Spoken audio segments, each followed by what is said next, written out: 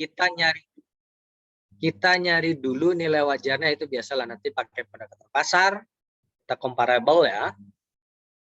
Tapi kalau di soal biasanya udah di given nih. Tapi kalau nanti praktiknya kalian nyariin juga. Berapa sih nilai wajarnya dari suatu properti yang akan kita nilai. Kemudian diketahui di daerah lokasi tanah itu berada, tingkat kapitalisasi tanahnya diketahui 1%. Enak sekali ini ya, diketahui. Kalau soal biasanya gitu ya, kalau soal tuh semuanya given. Tapi in praktisnya kalian harus nyari. Oke. Tingkat diskonto pun dikasih tahu 8,49%. Sementara rata-rata kenaikan nilai tanah atau harga jual di sana 3,08% per tahun. Nah, dengan metode DCF, carilah nilai sewa selama 5 tahun, kemudian berapa sewa apabila pembayaran diangsur tiap tahun, dan jika dibayar sekaligus selama 5 tahun dibayar di muka, di depan ya. Ini soalnya.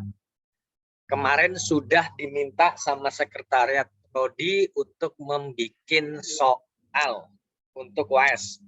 Karena nanti lagi mau UAS. Kalau saya diminta bikin soal, ini akan saya keluarkan. Entah di multiple choice, entah di studi kasus, ataupun entah di soal essay. Kalian harus bisa ngerjainnya ya. Nanti pilihannya multiple choice, pilihannya bisa. Tapi kita akan mengerjakan sama-sama. Oke. Kali ini udah ketemu, Oke. Yang pertama, Excel di sini yang harus kita adalah masukkan dulu nilai wajarnya. Oke. Sewanya 5 tahun. Kita bikin proyeksi selama 5 tahun. Oke. Tahun pertama, tahun kedua, tahun ketiga, tahun keempat, tahun kelima. Oke. Kan 5 tahun sewanya. Yang di atas ini apa, Pak? Ini untuk menghitung N-nya. N-nya kan tahun pertama kalau present value ataupun nilai kini kan 0 ya. N-nya kan di tahun itu kan akan sama. Baru tahun kedua kan ditarik ya, modelnya dari tahun pertama ditarik ke tahun pertama ya 0.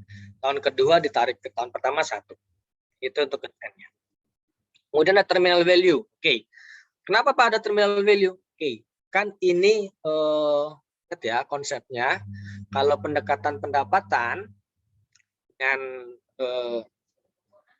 memproyeksi pendapatannya itu unfinite, jadi tidak terdefinisikan sampai kapan, kita harus memberikan terminal value. Kecuali yang propertinya habis terjual, atau kita bisa memprediksi sampai tahun keberapa. Nah, itu nggak usah pakai terminal value. Oke. Yang kita tahu di sini nilai wajarnya 1,5. Oke, saya lupa dulu deh.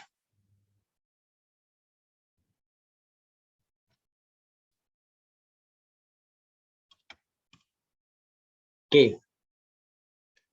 Dengan nilai wajar 1,5 M, berapa sih sewa tahunannya 5 tahun atas objek ini? Nah, kita kan akan prediksi selama 6 tahun ya. Di tahun ke-6 ini, ya, tahun ke-6 ini adalah sewa tahun terakhir, tahun ke-5, nanti dibagikan dengan kapitalisasinya, tingkat kapitalisasinya 1%. Tapi dikalikan dulu tingkat pertumbuhannya ya. Ini kan pertumbuhan sewanya, kita asumsikan bahwa sewanya akan naik selama 2% per tahun. Tapi jika pun nggak naik, nggak masalah. Tapi dalam hal ini, kita asumsikan sewa akan naik selama 2 tahun. Penggunaannya Excel ini harus pakai rumus ya. Yang kolom berikutnya harus pakai rumus. Karena kita akan menggunakan yang saya pernah sampaikan dengan menggunakan goal seek. Mungkin kalian udah ada beberapa yang udah bisa menggunakan goal seek. Nah, ini rumusnya. Kalau ini diskon rate-nya ya, ini nanti kan dinilai gini kan. Ini kan pangkat 0 pasti 1. 1 ditambah 0,9 tingkat diskontonya pangkat M. Kan untuk present value kan. Nilai kini kan. Oke. Nah, nanti tinggal dikalikan di sini saja. Tingkat diskonto dikalikan dengan sewa per tahun. Oke. Yang perlu kita ketahui adalah present value ini harus sama dengan yang di sini. Nilai wajarnya. Jadi ketika asumsinya, ketika nilai wajarnya, present value-nya tiap tahun, total present value-nya itu sama dengan nilai wajar, itulah sewa wajarnya, sewa pasarnya dari si objek. Ini kan macam trial ya, tapi dengan menggunakan rumus Goldsick ya. Nanti kita cepat nih. Kita klik data, mungkin kalian yang punya di laptop, di Excel bisa kalian buka data. Oke. Kemudian di what if analysis. Cari yang namanya Goldsick ini. Yang di set cell, yang present value-nya, total present value-nya. Oke, udah pas. To value-nya kan kita akan mencari biar sama dengan 1,5 M. Nanti kita tulis di sini 1,5 M. 1,5 miliar.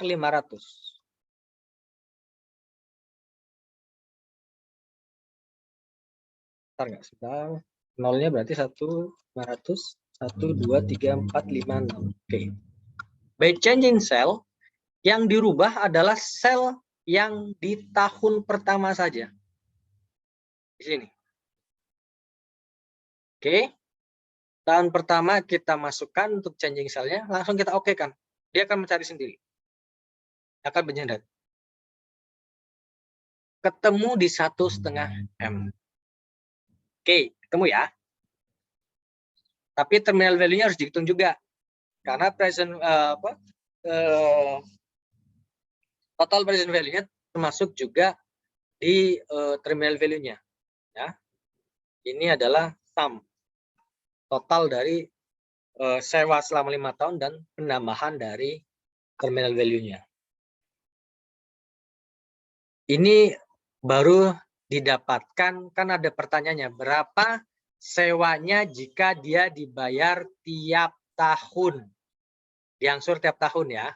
Kalau dibayarnya tiap tahun ya udah ketemu di sini. Tahun pertama 8.714.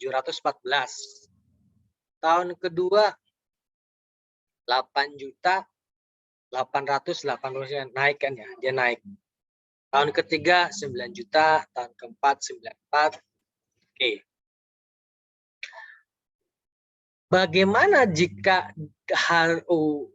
harus 5 tahun dibayar di muka, Pak? Berapa? Tentu kita perlu mempresent value-kan lagi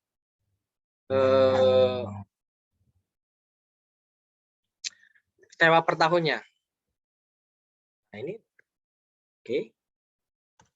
Jadi sewa per tahun tadi ini kan kalau sewa dibayar langsung per tahun ini kan ini tahun pertama, tahun kedua, tahun ketiga, tahun keempat, tahun kelima. Jika dia akan dibayar sekaligus di depan, berarti masing-masing ini di present value-kan, ditarik ke depan. Ini kan tahun pertama 0, pasti akan sama, ya kan? Oke. Tahun kedua di present value kan pasti akan lebih kecil, ya, karena di present value, sorry, tadi nilai diskon rate-nya ya. Lebih kecil, baru di total sum. Jika dia dibayar 5 tahun di depan, maka 42 juta sekian, 660. Oke. Sementara kalau dibayar tiap tahun, dia akan totalnya akan menjadi 45 juta. Ini menunjukkan time money value-nya ya. Jadi kalau dia bayarnya langsung di depan, pasti akan dikasih murah. Diskon lah istilahnya. Tapi kalau dia per tahun, pasti akan lebih. Meskipun bayar di depan pun sudah memperhitungkan tingkat kenaikannya ya, 2% per tahun. Oke, ini untuk soal ini dijawab ya. Sewa berapa tiap tahunnya, berapa jika dibayar sekaligus. Oke, sebelum saya lanjutkan ke materi jalan, apakah ada yang mau ditanyakan terkait yang ini? Silakan. Ada nggak? Izin bertanya, Pak. Ya. Saya masih agak bingung, Pak, yang goal seek tadi. Nah, ya, caranya? Iya, Pak, agak. Bilang ya. Oke. Taruh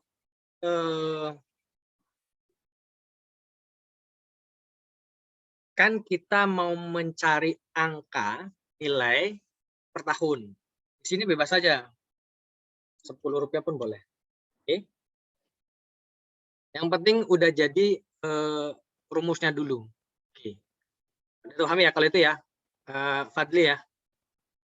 Iya, Pak. Ini udah paham ya, kalau rumus-rumusnya udah paham ya? Cuman mencari goal seek-nya aja. Oke. Kita taruh selnya di present value. Total present value sini yang paling bawah. Oke. Ya, ini kan penjumlahan dari setelah didiskon ya. Total diskonnya dari net present value-nya. Oke. Kemudian kita klik data. Ada ini tab data ya. Coba klik kalian data. Oke, udah ketemu tadi? Iya, Pak. Sudah, Pak. Klik what if analysis. Oke. Kemudian kita cari goal seek-nya. Oke. Kita klik goal seek. Udah, Fadli? Sudah, Pak. Nah, di set cell-nya yang diisikan sel yang total present value tadi. Oke. Udah masuk? Nah, di situ tulisan to value. To value-nya ini nilai wajarnya tadi. Kan kita akan menyamakan dengan nilai wajar. Jadi mengganti sel ini biar nilainya sama dengan nilai wajar. 1,5 miliar. Terus 1, 2, 3, 4, 5, 6. Oke. Changing hanya merubah sel satu saja yang di tahun pertama. Oke, tahun pertama kita masukkan, baru kita oke-kan. Dia akan menjerat sendiri. Oke, akan ketemu 1,5 di atas, 1,5 di bawah. Bahwa nilai ini yang sewa per tahunnya dengan seperti ini, setelah didiskonto, dia akan menyamakan dengan nilai wajarnya. Oke. Ya. Jadi dia harus bayar sewanya ini per tahun. 1, 2, 3, 4, 5. Kalau bayarnya tiap tahun. Tahun pertama, tahun kedua, tahun ketiga, tahun keempat, tahun kelima. Hanya di situ kan, Fadli ya? Goal seek-nya aja ya, yang lain clear ya? Iya, Pak. Clear, Pak. Terima kasih banyak, Pak. Oke, bisa. Yang lainnya ada?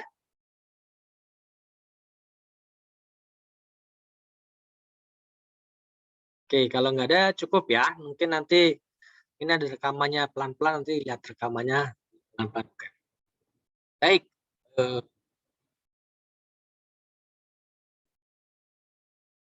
Kita masuk ke penilaian jalan.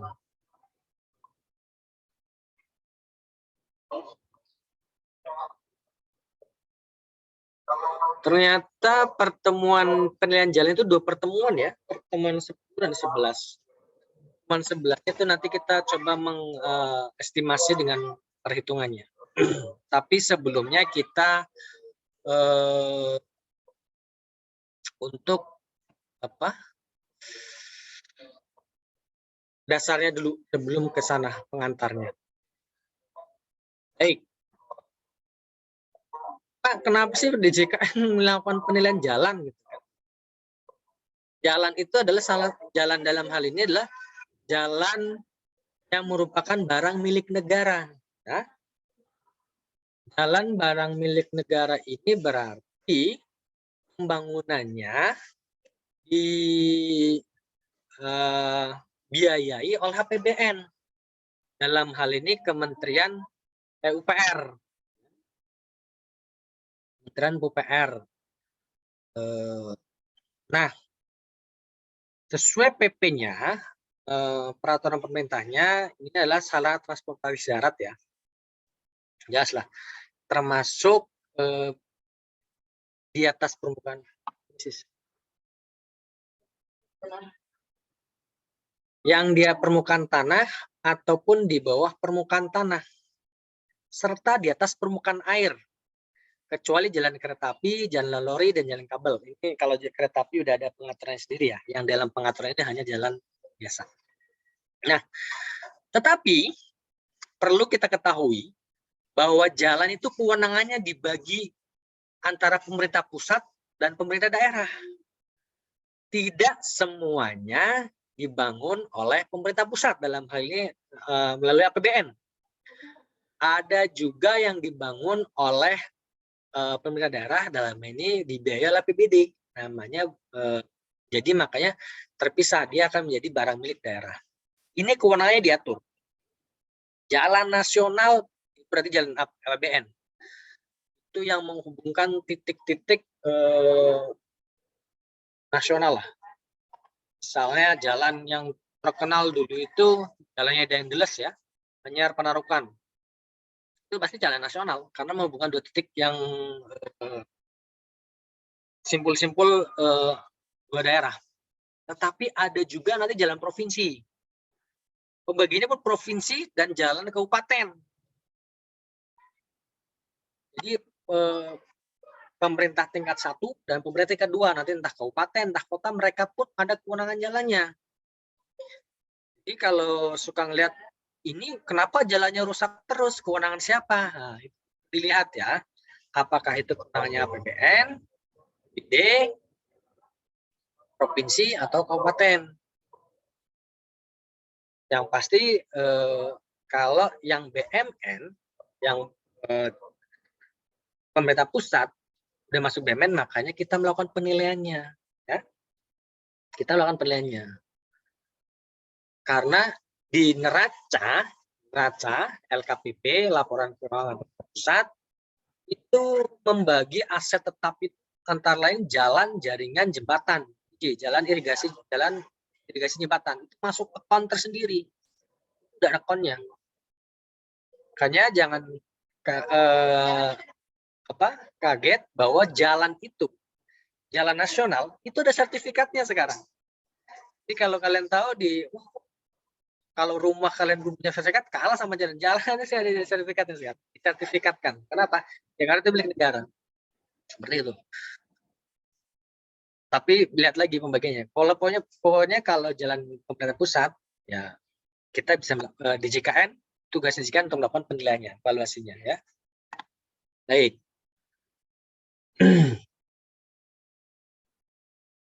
Nah, sementara jaringan jalan itu ada jaringan primer, jaringan sekunder. Kalau primer, semua wilayah tingkat nasional. Jadi perencanaannya itu nasional, walaupun nanti Pemprov, Pemda bikin, tapi harus bersinergi. Ini yang jalan nasional, kalian penghubungnya mana? Jalan sekundernya, sistem sekunder, entah wilayah provinsi, entah kabupaten, harus bersinergi, jangan sampai saling tumpang tindih. Yang dibangun itu aja, nanti yang lain malah nggak terbangun gitu ya. Jadi harus sinergi. Oke. Ini yang saya sampaikan ini kelas jalan, status jalan, fungsi jalan, ini ada pengaturannya ya di Kementerian PUPR. Jadi penilai di JKN atau penilai pemerintah melakukan penilaian sesuai dengan klasifikasi yang diberikan oleh pengaturan yang ada. Ya. Sebenarnya kalau kalian baca peraturannya ataupun slide-nya mungkin kalian sudah baca, jalannya ya itu aja sebenarnya. Misalnya jalan Anyer Panarukan tadi, ya jalannya itu nanti dia masuk status jalan mana, fungsi jalannya apa, pergerakannya mana, jalan itu aja sebenarnya. Cuman nanti masuk kelas yang mana, membaginya karena Kementerian PUPR membuat ini terkait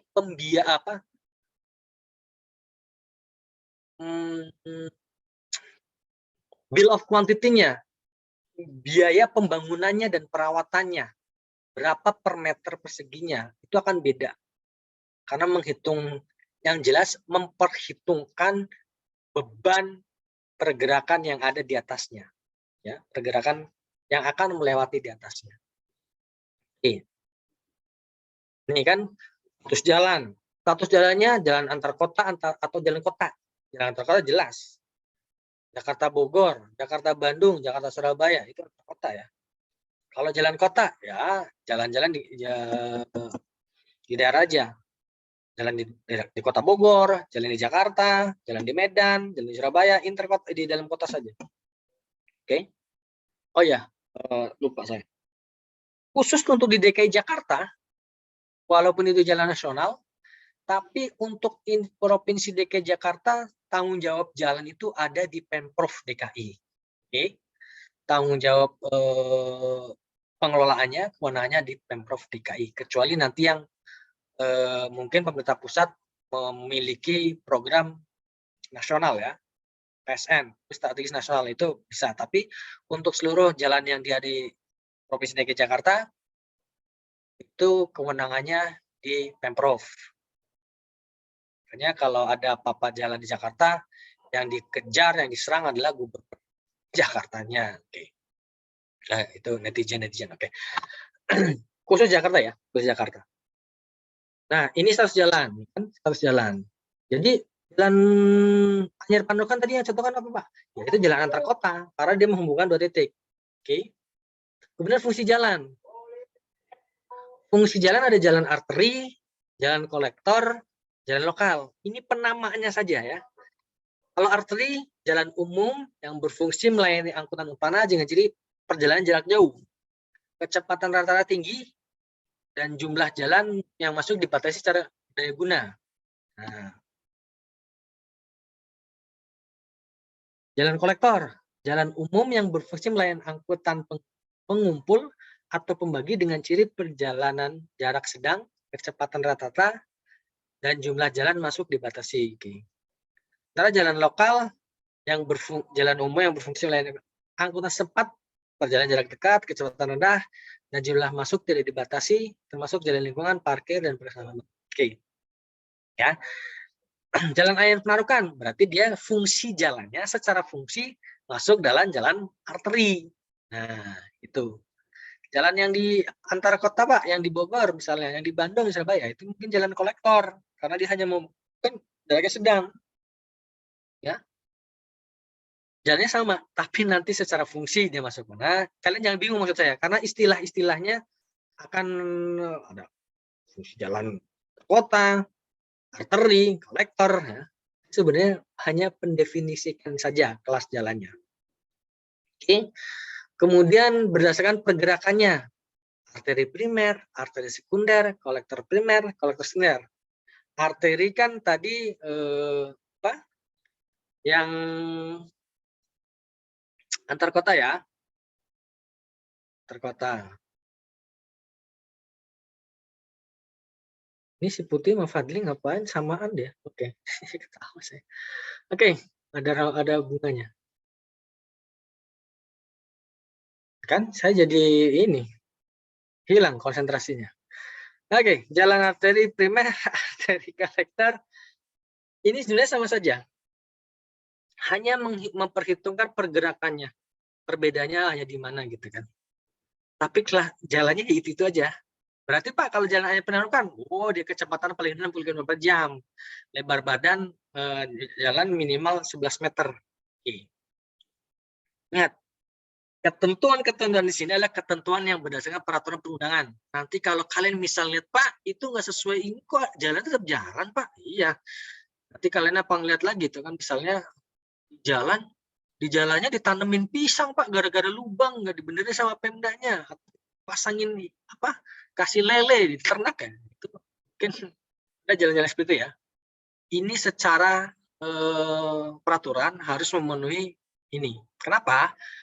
Intinya adalah untuk keselamatan dari si pengguna jalan.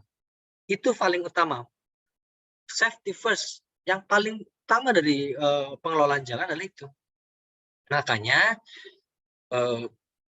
pengelasan jalan, klasifikasi jalan itu sebisa mungkin berdasarkan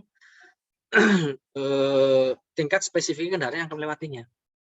Nah, ini ke kelas jalannya. Tadi klasifikasi jalannya, kemudian ini kelas jalannya. Ini kan kalian nanti lihat di sini aja nih.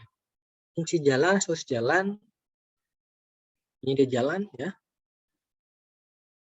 Jalannya sebenarnya itu saja, tapi nanti dia akan masuk di kelompok mana, spesifiknya mana. Ini untuk dibagi berdasarkan pengguna jalan dan lancar lintas jalan. Ada jalan antar kota kelas 1, 2, 3, 3B, 3C. Dalam perkotaan kelas 1, 2, 3. PSAP itu pembagiannya berdasarkan apa ya Pak? Kelas 1, 2, 3. Nah, saya juga ngerti. Saya juga nggak tahu. Ini yang jelas Kementerian PUPR membagi kelas ini berdasarkan spesifikasi nanti material ataupun kekuatan dari jalan yang akan dibangun. Kenapa? Itu tadi, karena mereka sudah memprediksi kalau jalan ini paling besar atau paling banter nanti yang akan lewat paling mobil pick up. Besar paling nanti ya truk engkel, nggak bisa gede lagi ya kan. Makanya kalau mungkin yang sering lewat di jalan Pantura ada yang namanya mungkin pernah lihat jembatan timbang. Jadi itu nanti setiap Pemprov ataupun perhubungan ataupun ya Kementerian Perhubungan ya kalau di UPT-nya nanti ada jembatan timbang. Dia yang akan mengukur muatan dari si kendaraan. Dan curiga ini, wah ini mobil truk bawaannya sampai ke atas. Wah, yuk harus masuk. Ternyata enteng. Wah nggak berat. Isinya apa? Oh hanya bawa styrofoam ya. Styrofoam kan enteng. Ditutupnya nggak kelihatan. Beda kalau misalnya kalau musim Idul Adha banyak kendaraan yang membawa cattle, ternak ya untuk kurban biasanya kalau Idul Adha. Nah itu kadang cattle-nya sendiri kan udah berat tuh, mobilnya berat, nggak boleh lewat harusnya ya kalau di jembatan timbang melebihi beban ini, sementara dia akan melewati salah satu jelas jalan ini. Ya misalnya setelah bawa beban dia 10 ton sampai melebihi 10 ton, dia nggak boleh lewat kelas jalan 3A, sementara di depan ada jelas 3A, nggak bisa, harus diturunin, sapinya turunin 2, nanti lu balik lagi ke sini atau temen lu ngambil, itu ya. Kenapa? Satu untuk keamanan si pengendara, 2 pemeliharaan jalan. Ketika bebannya itu over, dia akan menekan lapisan yang di awal, lapisan atasnya, kemudian lapisan permukaan udah pasti permukaan atas, kemudian tanah pondasi atas, dan bisa juga dia menghantam pondasi dasarnya, jeblos tanah jalan ya. Karena sebenarnya kalau sesuai pengaturannya itu sudah sesuai, maka kondisi jalan itu akan bagus. Pak, bisa saja Pak yang kontraktornya mencurang apa, ngambil untungan, misalnya dikurangi aspalnya, dikurangi itu. Iya, itu bisa saja, tapi ada kategori apa ya? Batas eliminasinya berapa sampai kurang itu pasti ada. Ketika melebihi batas pasti ditegur jalannya. Kan kalian pernah dengar sering kali itu sering di beberapa tahun belakangan tuh yang di Jalan Cipali ya, Cipali jalan tol itu ambles ya. Itu bukan karena konstruksinya nggak kuat, tapi struktur tanahnya yang nggak pas. Dia harusnya tuh nggak lewat situ, harusnya dia tuh lurus, cuman karena ada tanah yang nggak bisa diratakan sama Kementerian PUPR, maka dia ngambil jalan itu yang kilometer 95 atau 96 Cipali yang Jakarta Cikampek Bandung itu ya, di Semarang itu. Itu saya ngambles kan dulu, jadi kecelakaan katanya. Nah itu salah satunya itu konstruksi jalannya harus pas. Nanti bisa di sana. Pas jalan ini jalan bebas hambatan, jalan tol ya, jalan tol, jalan raya, ya hambatan udah pasti jalan tol. Jalan raya itu ya belum besar lah. Jalannya itu aja, tapi nanti masuk kelompoknya yang mana nanti kalian bisa baca sendiri. Oke. Nah ini saya ingin kalian pahami bagian-bagian dari jalan. Kalau bagian-bagian jalan biasanya munculnya kalau ujian tuh di multiple choice, definisi. Nah, bagian jalan ini adalah yang sesuai dengan pengaturan yang ada, ya. Jadi pengaturan di undang-undang tuh seperti ini. Secara apa? Secara apa? Bukan logik ya. Standarnya adalah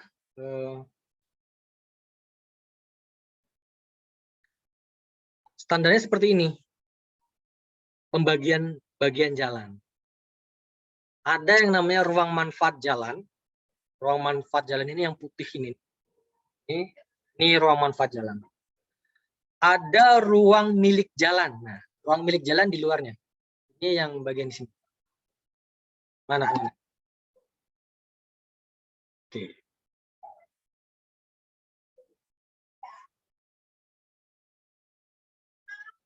Ini yang dari sini ke sini, ini rumija, ruang milik jalan. Oke. Sementara yang di arsir sebelahnya lagi,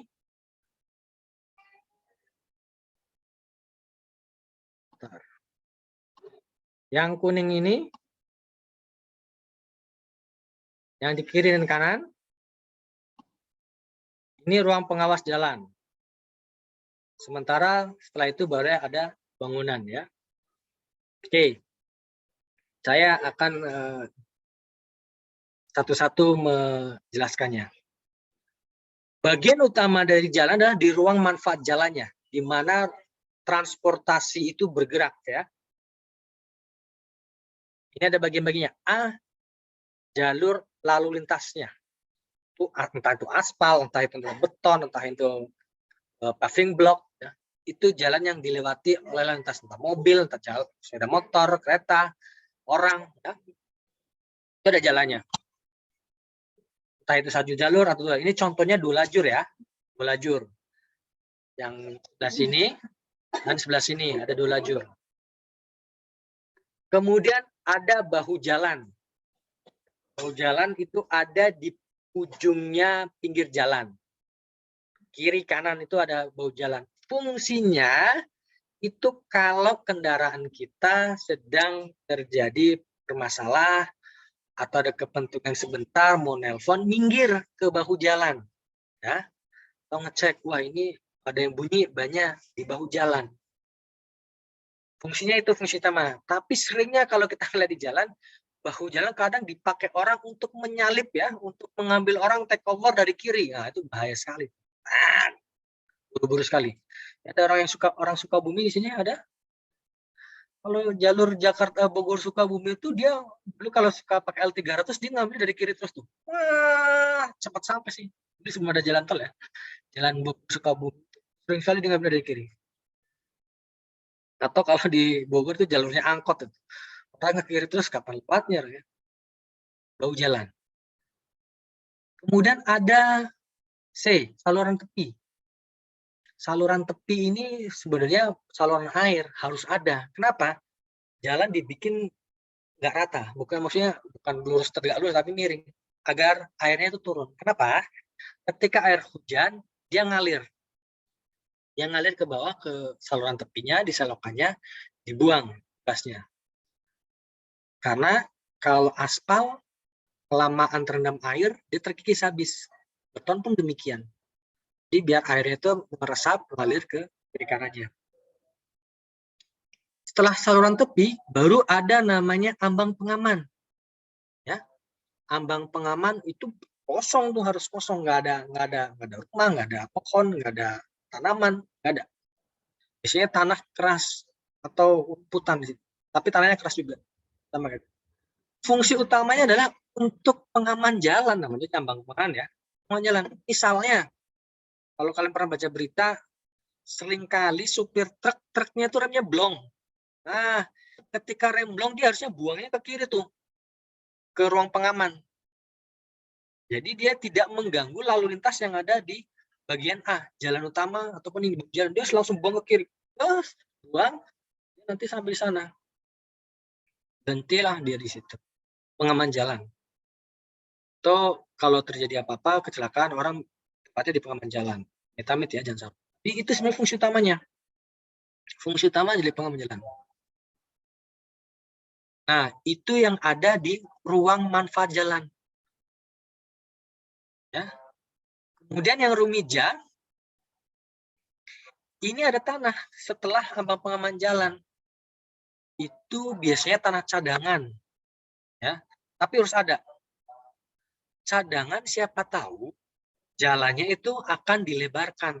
Jadi ketika akan dilebarkan, dia bisa menggunakan itu. Tanah cadangan.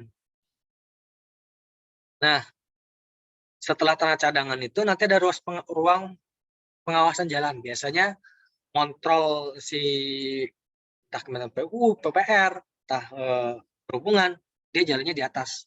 Tanah juga bukan jalan, tapi tanah.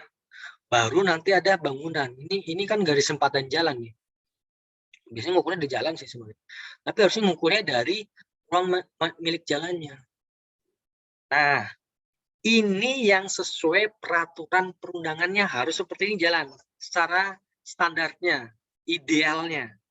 Tetapi ada kondisi yang tidak ideal di lapangan ya. Pak, ada juga Pak yang nggak ada ambang pengaman yang ada. Jangankan ambang pengaman yang nggak pakai bahu jalan pun banyak. Ya satu mungkin keterbatasan lahan ya, atau mungkin jalannya jalan keterbatasan lahan sih biasanya. Tapi kalau kalian pengen lihat jalan yang ideal sebenarnya itu biasanya kita lihat di jalan tol, ya jalan bebas hambatan. Ini pasti dia akan seperti ini nih. Dia dua lajur, ya kan? Yang lajur sebelah kanannya, sebelah kiri, sebelah kanan. Nanti ada median jalannya. Ini kan nggak ada median jalan, bisa ada median garis tengahnya. Bahu jalannya ada, bahu jalan. Selokan apa lagi? Ambang pengaman jalannya ada, dia lebar ke kiri kanannya. Terus ruang milik jalannya ada, dia diturap bahkan, ya modelnya ke atas nanti ruas jalannya di atas. Ini sangat ideal sekali jalan bebas hambatan. Iya, karena apa?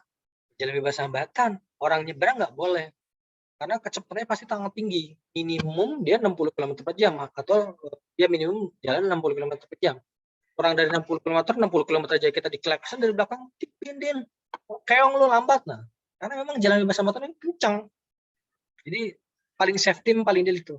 Tapi bukan berarti jalan yang lain nggak memberikan keselamatan. Mungkin memang ruas jalannya, ruas tanahnya juga terbatas. Kalau misalnya jalan-jalan yang melintasi jurang itu, jalan perbukitan, misalnya kalau jalan Bogor Puncak, saya paham. Itu kan kadang Pak habis bahu jalan langsung jurang Pak, ya karena kiri kanannya kan nggak ada tanah lagi, paling pakai median aja, portal pakai besi atau baja penghalang biar kita nggak jatuh. Karena kan emang kondisinya terbatas ya, kalau di perbukitan itu naik mangkas. Kan kalau kalian tahu bagaimana bikin jalan, tadinya itu bukit, kemudian sama Kementerian PU, PR itu dipangkas, dikosongkan, diratakan biar bisa jalan. Dan dia pun harus mempertimbangkan tingkat kemiringan dari kendaraan. Bebannya berapa, tingkat kelandainya, jadi tidak terlalu naik, memang bisa membahayakan keselamatan. Itu pasti dihitung. Kayak kok jalannya muter-muter ya, sengaja diputerin. Jadi biar naiknya itu nggak terlalu berasa naik tinggi. Dipertahankan di bawah 45 derajat. Jadi kesannya muter-muter terus baru kita nyampe di puncaknya kayak apa? Kayak tumpeng gitu ya. Seperti itu. Oke. Ini bagian-bagian jalan. Nah,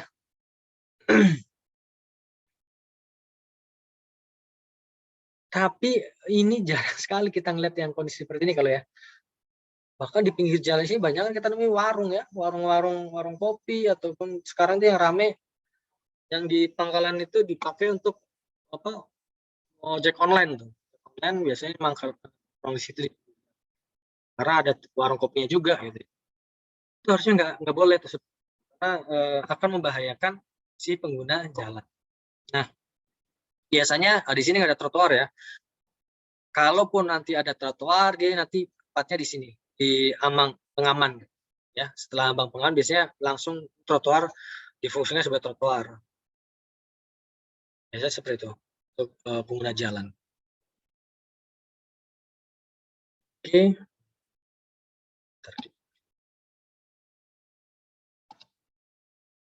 Oke. Ini nanti penjelasannya ya. Kalian bisa baca sendiri.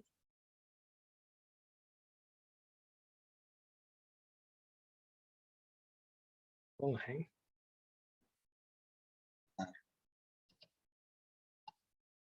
Hey. Ya.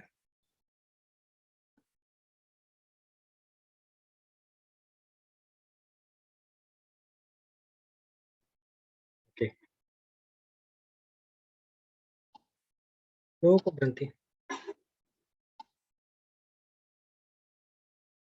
Ya.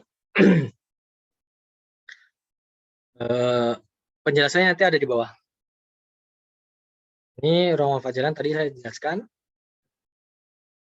Ya, biasanya ada trotoar nanti di ambang pengaman jalan bisa ada. Dan rumah milik jalan, oke. Ya.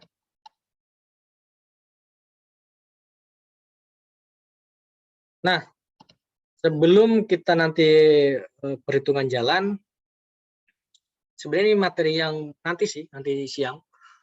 Ya, nanti siang terkait ini sekalian kita bicara perhitungan jalannya. Untuk sementara sampai ini dulu. Biar nggak terlalu banyak informasi tadi sewa dan jalan.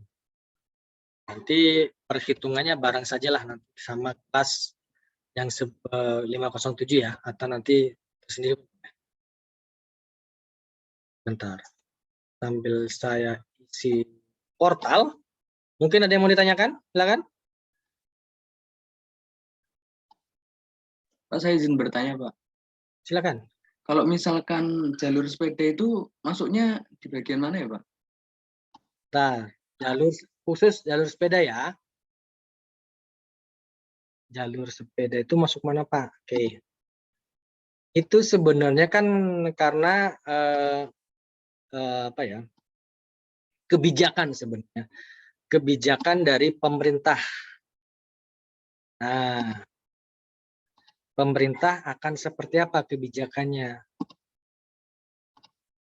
Karena di pengaturannya itu memang ya tidak ada jalur khusus jalan khusus sepeda ya. Tidak ada tuh di pengaturannya.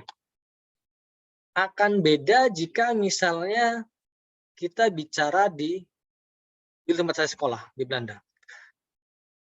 Itu orang sana senang banget pakai sepeda. Senang banget pakai sepeda.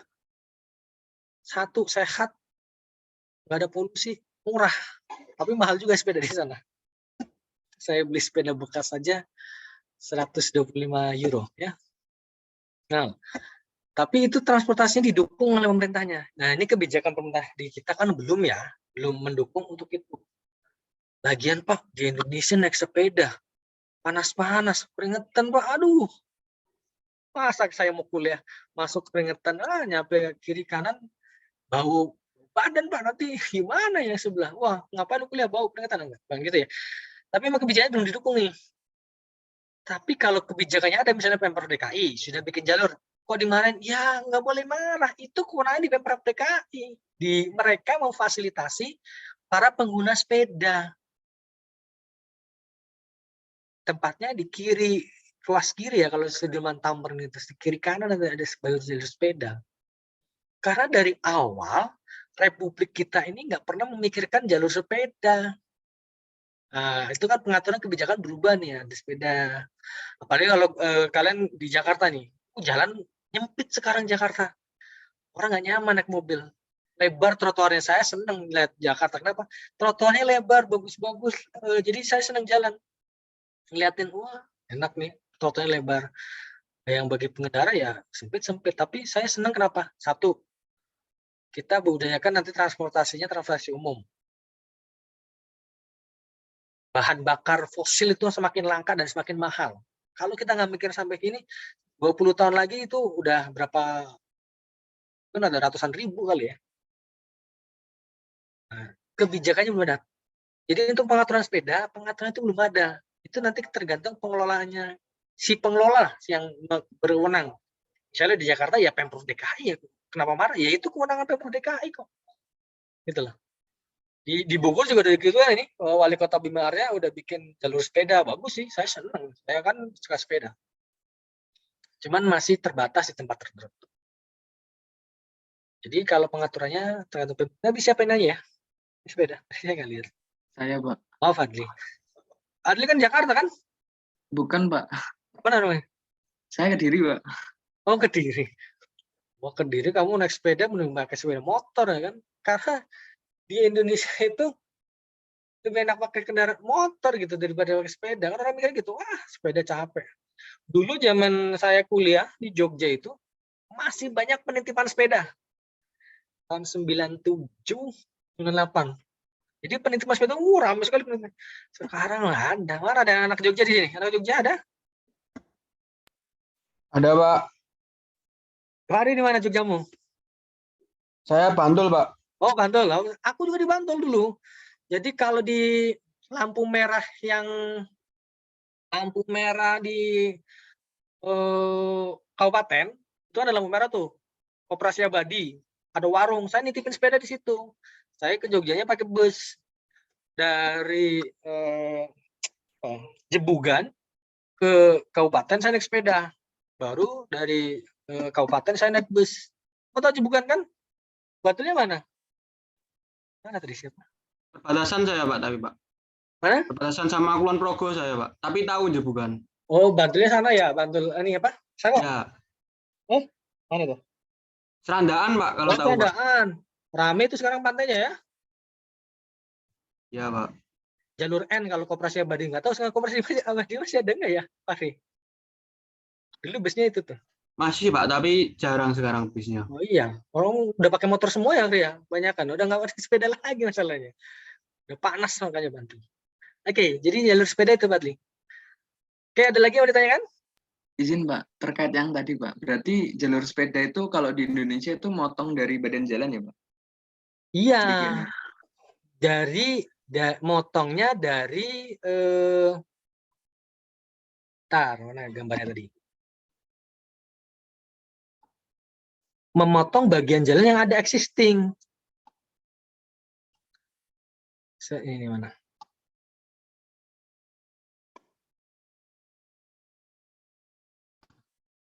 Dia akan motong di jalur jalan existingnya. Di sini dia. Kecuali perencanaan dari awalnya sudah dimasukkan nih, nanti akan ada jalur sepeda. Ini kan jalan, fungsi jalan kan di sini nih fungsi jalan dari titik X ini. Ya silahkan berbagi antara sepeda, antara motor, antara mobil gitu. Berbagi di sini. Nanti konstruksi jalannya pun ada perkerasan keras, kaku, perkerasan lentur, sama yang interblock paving, ya, interlock terchange. Itu beda. Nah, kalau misalnya dari existing jalan akan dibagi dibuat jalur sepeda, ya dia mengorbankan yang di sini. Pengendara itu harus berbagi 1 meter lah, 1,2 meter buat si jalan. Potong di sini. Tuh. Tapi kalau yang di Belanda itu dia dibikinnya kontraflow. Jadi kalau misalnya kendaraan lajur itu dari kanan, dari arah kanan, kan di sana di kanan ya, maka jalur sepeda yang itu dia berlawanan. Jadi biar bisa ngelihat, oh di depannya ada apa. Meskipun jalan di sana sepi, tapi tingkat keamanan dipikirkan sampai segitunya itu. Jadi kalau sepeda kan, oh biar nggak ditabrak dari belakang, dia harus lihatnya seperti dibikinnya kontraflow. Jadi orang bisa ngelihat. Cuman itu tadi kebijakan kita belum di aturannya saya nggak ngeliat pembagian jalan itu untuk motor mobil itu enggak, tapi hanya untuk jalan. Nah misalnya siapapun naik, udahlah. Apalagi kalau ada apa ya? Dulu di desa saya juga ada andong tuh. Jadi sebelum ada transportasi itu masih ada andong dokar. Ya, itu berbagi juga tuh. Meskipun sekarang udah jarang juga. Udah angkot udah banyak. Paling ada ojek online. Nah, angkotnya makin sepi. Ya, terus berkembang sih ya. Dengan tanda kebijakan. Jadi memang kalau nanti harus ada jalur sepeda ya harus berbagi. Seperti sekarang ada LRT, MRT. Dia kan makan jalan ini juga kan. Di tengahnya kalau kalian lihat di Kelapa Gading itu. Kelapa Gading, Jakarta itu dari Jakarta, tengahnya dipotong untuk konstruksi jalan yang di atasnya. Karena kiri kanan udah sempit bangunan. Kalau yang misalnya di pinggir jalan tol itu, yang LRT, ada di pinggir sini. Di bagian pinggirnya, dia masang tiang panjang situ. Itu tadi kebijakan itu kan nggak di pengaturannya belum ada. Tapi begitu ada teknologi yang baru atau lebih efisien, mungkin transportasinya massal, LRT. Coba kalau misalnya ada tram kayak di Amerika, kan dia makan di tengah tuh, di median dekat tram. Enak, orang bisa lewat. Tapi pengaturan yang ada saat ini seperti itu. Itu Fadli. Baik Pak, terima kasih banyak Pak. Izin Pak, Ya silakan. berarti yang jalur sepeda itu sama halnya sama jalur busway bukan Pak? Betul. Busway itu kan dulu nggak ada pengaturannya itu. Harus khusus busway. Ada.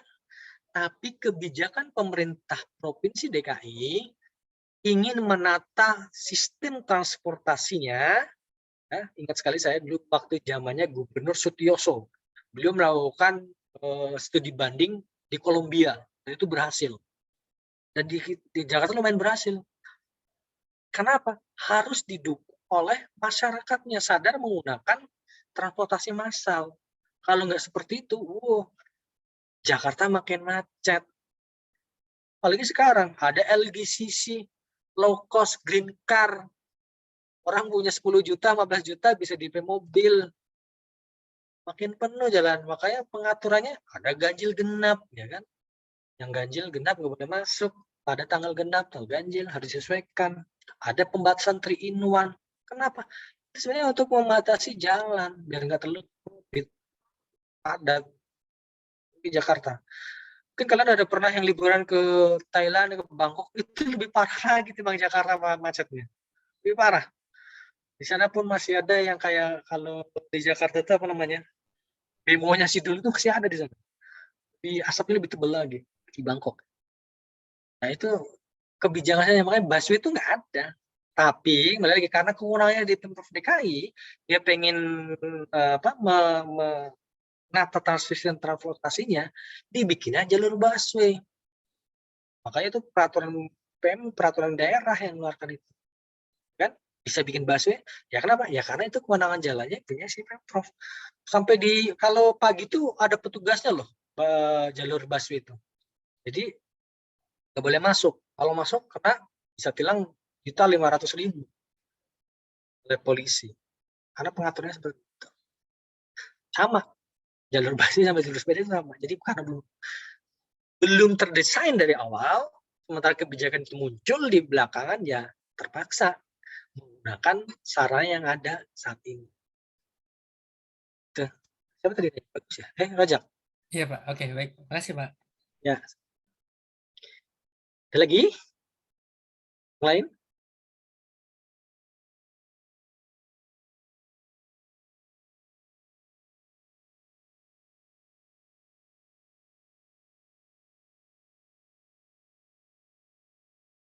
Sebentar, saya lihat di portal dulu.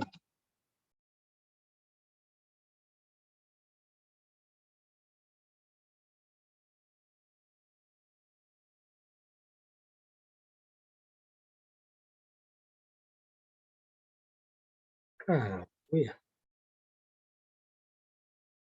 Oh, sorry. Ini yang hari Rabu ya. Yang kemarin 10.30 saya salah lihat itu. Oke. Ini baru materi jalan. Oke. Sebelum jadi sekalian aja di materi ini ya. Jadi kita nggak ada tambahan lagi. Ternyata nggak sampai jam 12 itu, Lutfi. Dibatasi cuma sampai 10.30 saja. Berarti memang tambahannya itu kemarin sudah dianggap sebagai apa? Kuliah pengganti ya. Cuma nanti materi hitungannya. Bentar. Saya tawarkan nih, apakah nanti akan gabung dengan kelas sebelah? Jadi kita rame-rame belajar jalan, ya. Jadi kita istirahat nih sampai sini break. Gimana sih teman-teman? Saya sekarang kita bahas itu aja dulu. Atau nanti kalian akan kelas tersendiri. Nanti saya bikin room undangan sendiri. Tapi enaknya sih bareng ya, biar kan nanti cuma belajar menghitung doang. Bebas aja sih. Monggo. Silakan. Ya. Kayaknya lanjut aja, Pak. Lanjut aja. Soalnya nanti kelas kami jam 10.30 ada mata kuliah lain.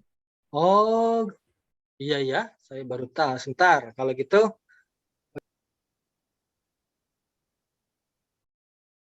kita masih punya waktu sebentar. Ada berapa menit lagi?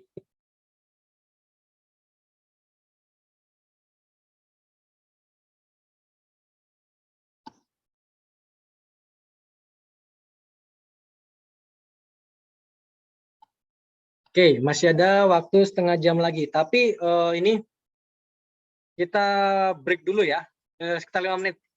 Biar kalian bisa istirahat dulu. Tenangkan pikiran, oke? Kita 5 menit lagi gabung lagi. Kita lanjut lagi nih, ya. Oke, Pak. Oke.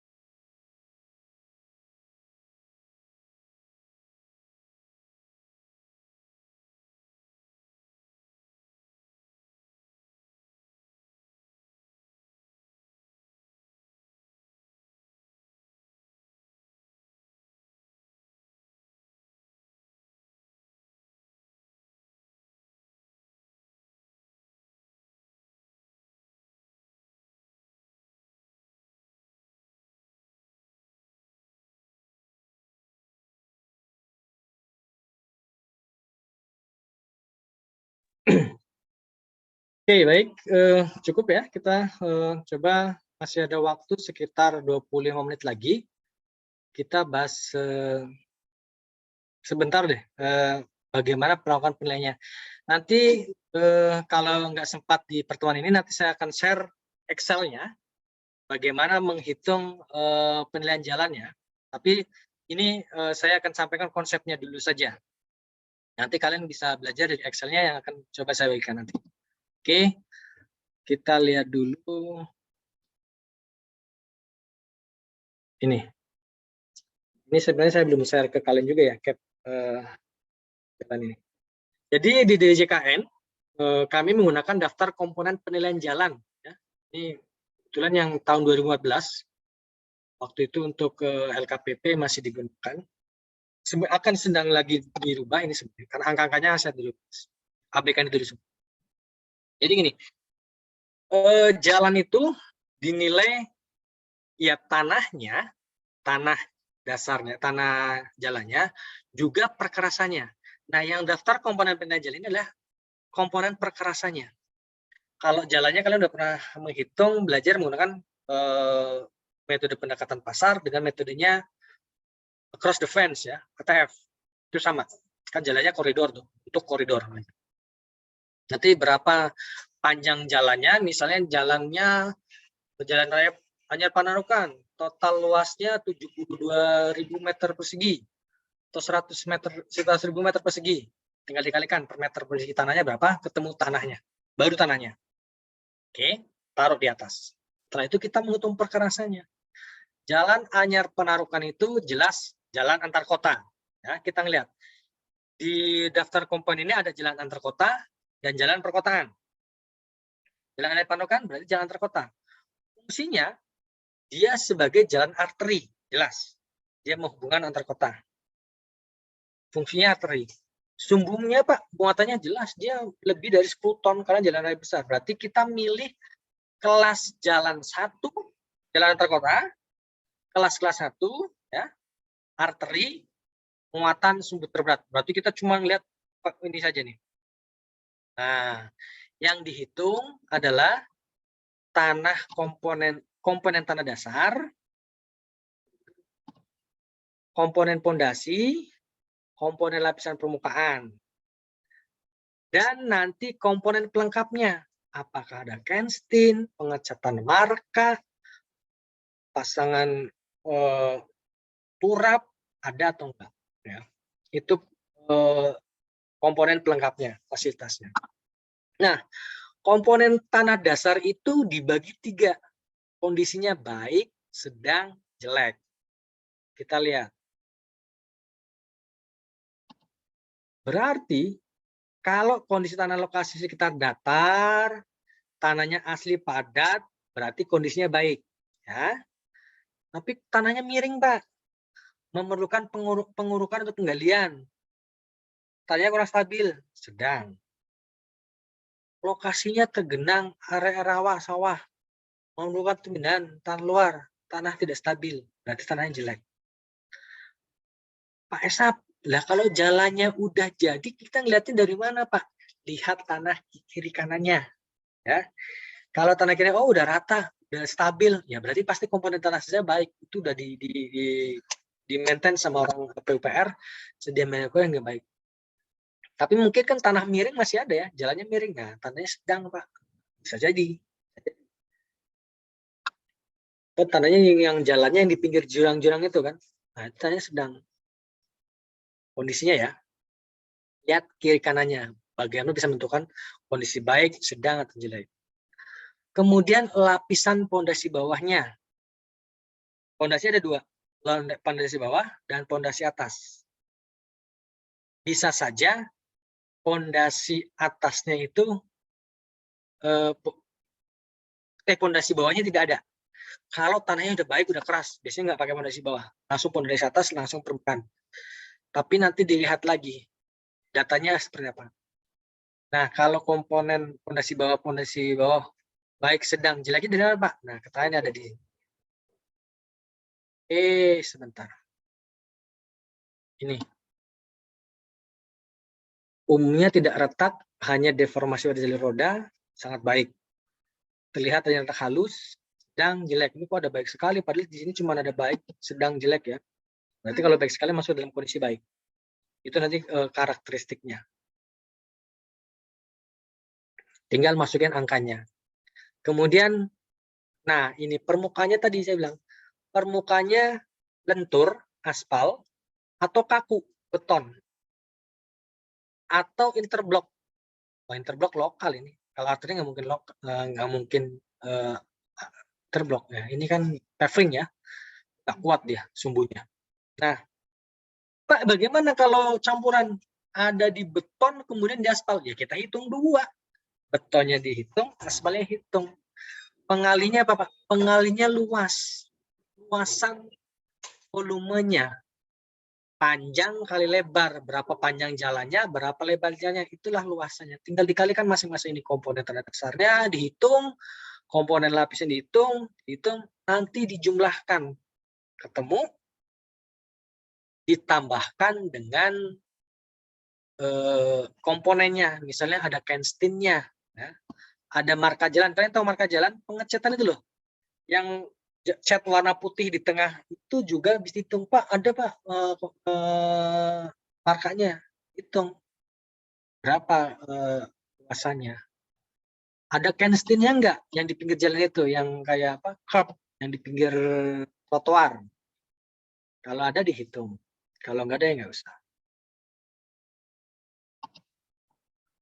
Tuh, ini ada contohnya juga. Nah, nih, bentar. Kenceng sekali.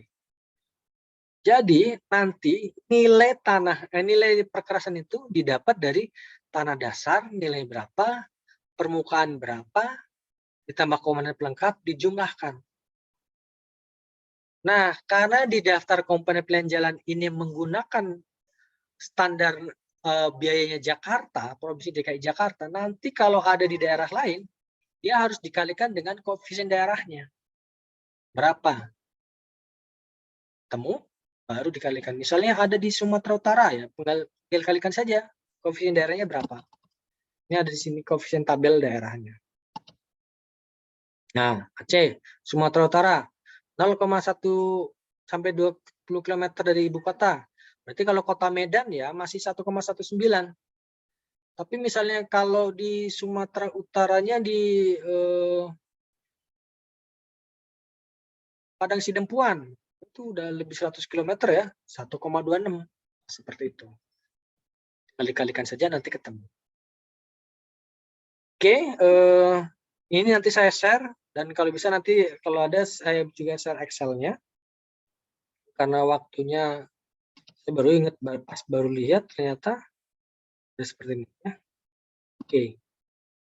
Sebentar.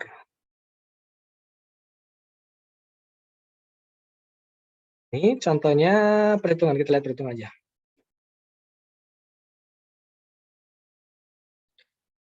Semua data dikasih ya, nggak mungkin nggak dikasih. Data ini dari mana, Pak? Datanya dari Kementerian PUPR. Karena mereka mencatat semua konstruksi yang dibangun sama dia. Kan dicatatkan di apa? Sama mereka. Jalan perkotaan bisa lihat kita. Kategorinya apa, kelas jalannya apa. Luas tanahnya. Ini nanti ngeliat untuk nilai tanahnya. Misalnya 1 meter perseginya berdasarkan LTF dapat 100.000. Berarti 100.000 kalikan luas tanah ini. Nah, ini luas perkerasannya. Luas perkerasan inilah yang buat menghitung tadi. Aduh.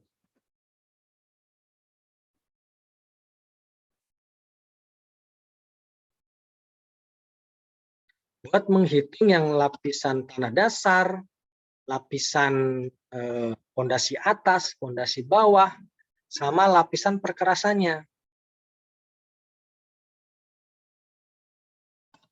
Ini. Faktor ini nanti dikalikan dengan nilai-nilai yang ada di tadi. Yang ada di sini.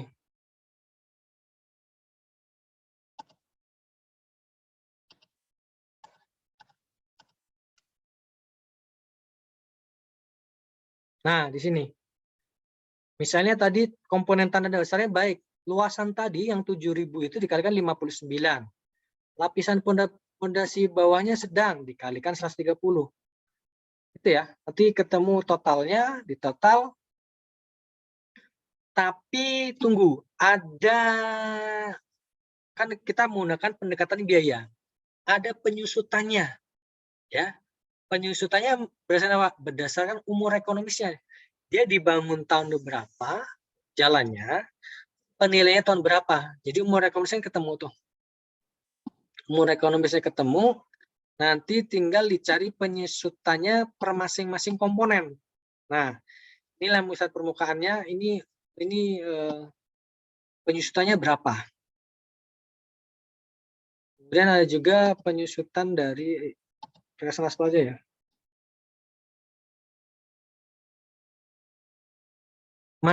Ini penyusutannya untuk aspal atau betonnya, lapisan permukaannya saja ya. Nanti dikurangkan dengan penyusutannya. Jenis jalannya itu disesuaikan juga. Tabel penyusutannya jalan antar kota atau penyusutan antar kota.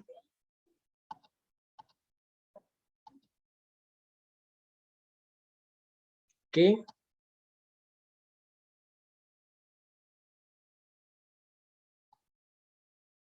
Ini juga ada contoh-contohnya, kalian bisa baca dulu. Belajar sendiri. Nanti saya coba kirim Excel-nya buat menghitungnya. Oke, sementara itu yang bisa saya sampaikan. Ada lagi yang mau ditanyakan?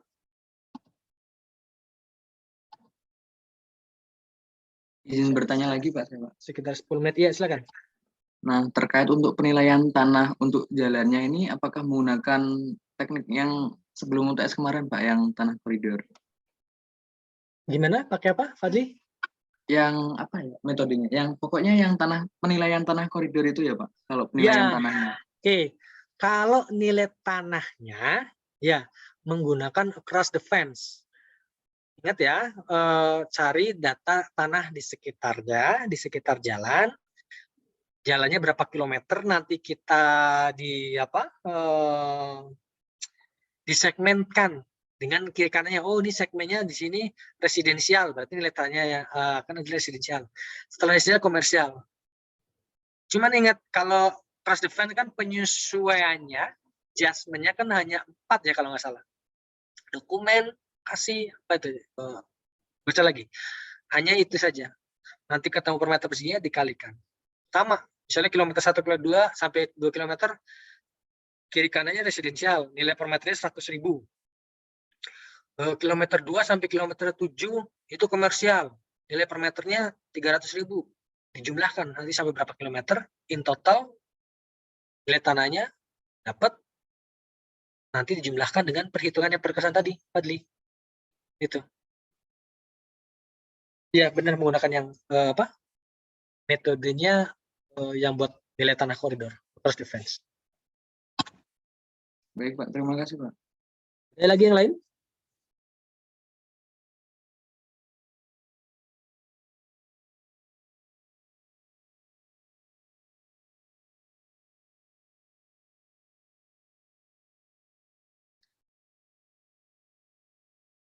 Oke, cukup ya. Terima kasih atas perhatiannya. Mohon maaf kalau kemarin saya janji hari Rabu ternyata nggak bisa. Mudah-mudahan ini jawab lah. Dan nanti saya coba belum ketemu file Excel-nya nanti, atau saya bikin baru buat perhitungan jalannya ya. Perhitungan jalan. Saya keluarkan juga lah nanti kalau saya diminta. Ini salah satu titik kasusnya penilaian jalan aja. Karena kalau kan sama kayak DKPB ini kan, menghitung bangunan, ini menghitung jalan, menghitung komponennya saja.